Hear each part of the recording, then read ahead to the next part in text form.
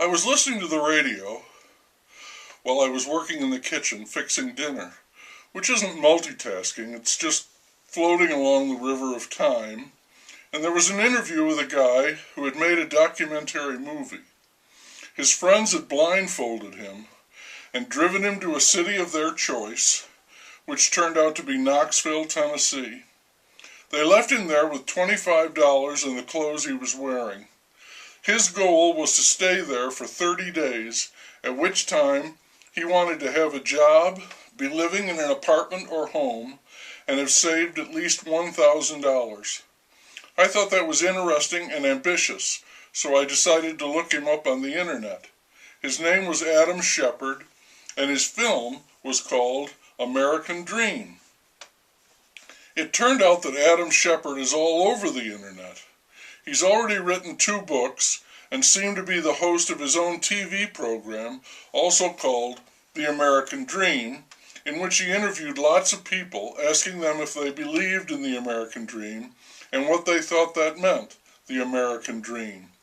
He was on a beach in sunny California, so most of the people got behind the American Dream, though some said its days were over.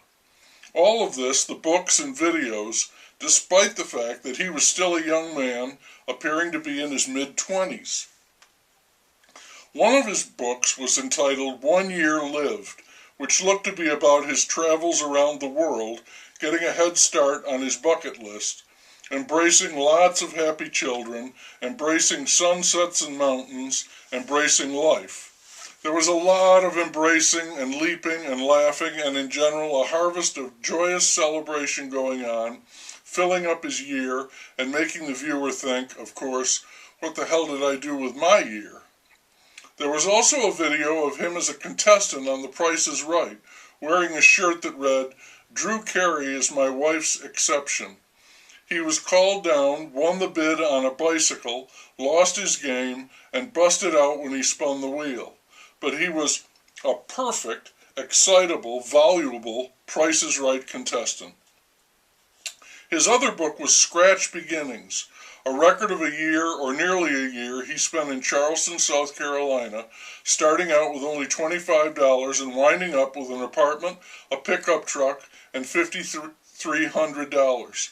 And there's another video where he's hosting a show set in Detroit, Michigan, and the deal there is that 2 people, one on the east side and one on the west, are going to be given, yes, $25 each and then released into the wilds of Detroit to see who accumulates the most money in a month, sort of a combination of Survivor and The Apprentice.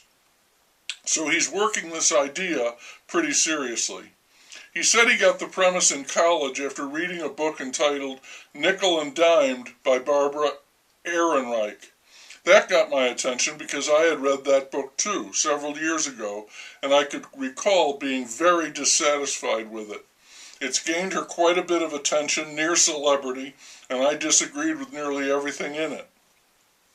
Adam Shepard had too, and he'd started these experiments to prove that someone with discipline and drive could still make it today, that the American dream is still alive. So he's established himself as the spokesperson for the American dream. He's Mr. American Dream, while Barbara Ehrenreich has made her living by declaring that the middle class is losing ground and the poor below them have almost no hope of escaping their miserable fate. The reality is no simple, generic generalization. She wanted to find closed doors and lives filled with woe, long hours, back-breaking work, and a lot of despair. Adam Shepard is a promoter. You could drop him off in a desert with a canteen of dirty water, and in 30 days he'd have 10,000 rupees, a harem, and 6 camels. Despite politicians making dire declarations, it remains true that an individual's fate economically depends on how hard and how smart they can operate. The so-called American dream depends not so much on external factors as on who you are, what you want, and how far you'll go to get it. You could also do with a spot of luck, as Adam found out on The Price is Right.